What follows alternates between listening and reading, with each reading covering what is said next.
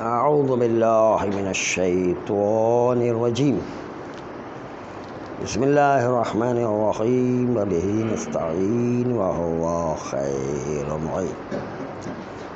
وہ لوگ کہ جو متنجس کے منجس ہونے کے قائل نہیں تھے اور کہتے کہ متنجس آگے نجس نہیں کر سکتا ہے، ان کی تیسری روایت پیش کر رہے ہیں۔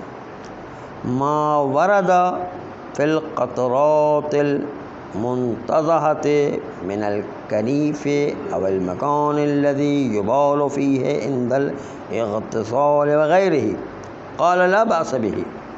امام علیہ السلام سے پوچھا گیا ان قطرات کے بارے میں جو قطرات ایک گٹر سے اڑ کر کپڑے پر لگے، یا وہ جگہ کہ جہاں پر پیشاب کیا جاتا تھا غسل کرتے وقت یا غیر غسل کے وقت،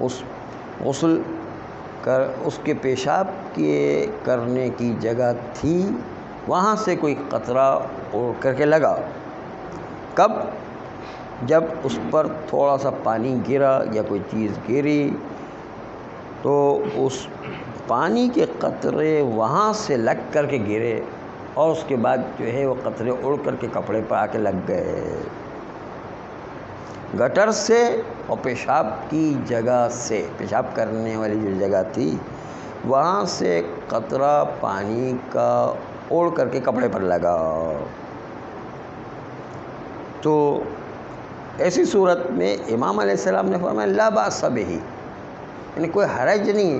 اس کا مطلب وہ جگہ جو خشک ہو گئی تھی پیشاب کرنے کی جگہ، وہاں سے اگر قطرہ آ کر کے لگتا ہے، قلیل پانی کا قطرہ ہو، قطرہ تو قلیل پانی ہی ہوا کرتا، قطرہ آ کر کے لگا تو اس کے باوجود جو ہے نجس نہیں ہوا، یعنی وہ جو زمین نجس ہو گئی تھی پیشاب کرنے کی وجہ سے، وہ متنجس اس قطرے کو بھی نجس نہیں کر سکی جو قلیل پانی کا قطرہ تھا، اس کے لیے کپڑا بھی نجس نہیں ہوا۔ اس کا مطلب کیا ہے؟ متنجس نجس کرنے کی صلاحیت نہیں رکھتا ہے۔ وہ زمین متنجس تھی جہاں پر پیشاب کیا جاتا تھا، اس سے آگے قطرہ لگا تو بھی جو ہے وہ قطرہ کپڑے پر لگنے کے باوجود کپڑا پاک رہا، نجس نہیں رہا۔ امام علیہ السلام نے فرمایا لا بأس بہ، اس میں کوئی حرج نہیں ہے۔ اور امام علیہ السلام نے یہ بھی کوئی فرق نہیں کیا کہ اس جگہ جہاں پیشاب کیا جاتا تھا اس میں علم بے نجاست ہو یا شک کے در نجاست ہو، اس میں بھی کوئی فرق نہیں کیا۔ یہ فرق قائم نہ کرنا دلیل عمومیت پر، اور بتا رہا ہے کہ چاہے علم ہو وہ زمین نجس ہو گئی پیشاب والی، یا شک ہو کہ زمین نجس ہوئی یا نہیں ہوئی ہے، دونوں صورتوں میں قطرہ اڑ کر کے لگے تو اس کے نتیجے میں پاک رہتا ہے کپڑا۔ اس کا مطلب یہ ہے کہ وہ زمین متنجس آگے نجس کرنے کی صلاحیت نہیں رکھتا ہے۔ یہ جو ہے استدلال تھا کہ عمومی طور پر جو ہے قطرہ پاک ہو جایا کرتا ہے۔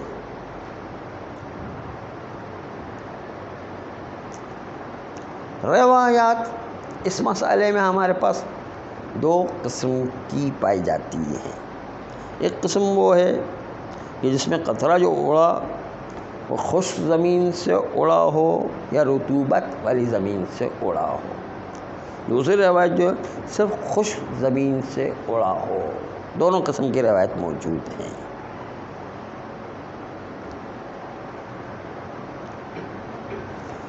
وہ روایت جو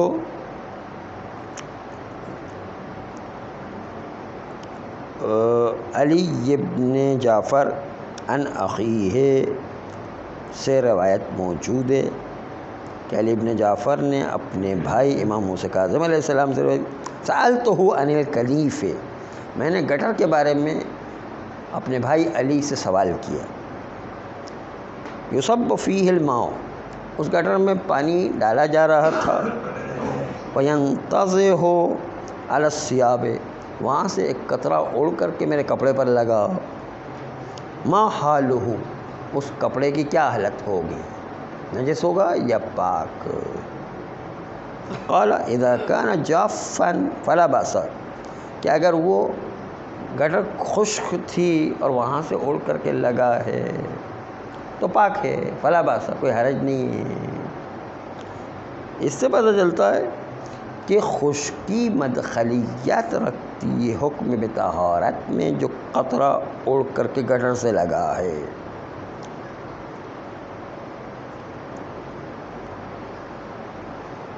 بس اس لیے اطلاق روایت کو جو خشک و تر دونوں کو شامل کرتی ہو اس کو خشک کے ساتھ مخصوص قرار دیں گے اور قطرے کو پاک قرار دیں گے۔ کہتے ہیں بھائی دیکھیں وہاں پر ایک عمومی تر اور خشک دونوں کو شامل ہے، دوسری روایت خالی خشک کو شامل ہے، تو خشک کے ذریعے سے تر اور خشک قید کریں گے اور اس کے نتیجے مطلق مقید بخشک ہو جائے گا کہ خشک تھی گٹر، خشک گٹر سے پانی قطرہ اڑ کر کے لگا تو وہ متنجس ہے، متنجس سے کوئی چیز نجس نہیں ہوتی، اس سے کپڑا نجس نہیں ہوا۔ وہ یہی تو ثابت کرنا چاہتے کہ متنجس سے کوئی چیز نجس نہیں ہوا کرتی ہے۔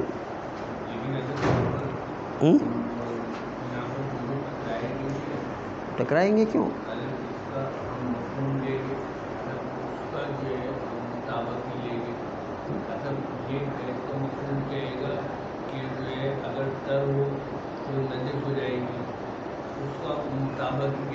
تر نہیں مطلق ہے، ایک عاتق رقبتن ہے، دوسرا عاتق رقبتن مومنتن، تو عاتق رقبتن کو بھی ہم حمل کریں گے مومنہ پر، یہی تو مسئلہ ہے۔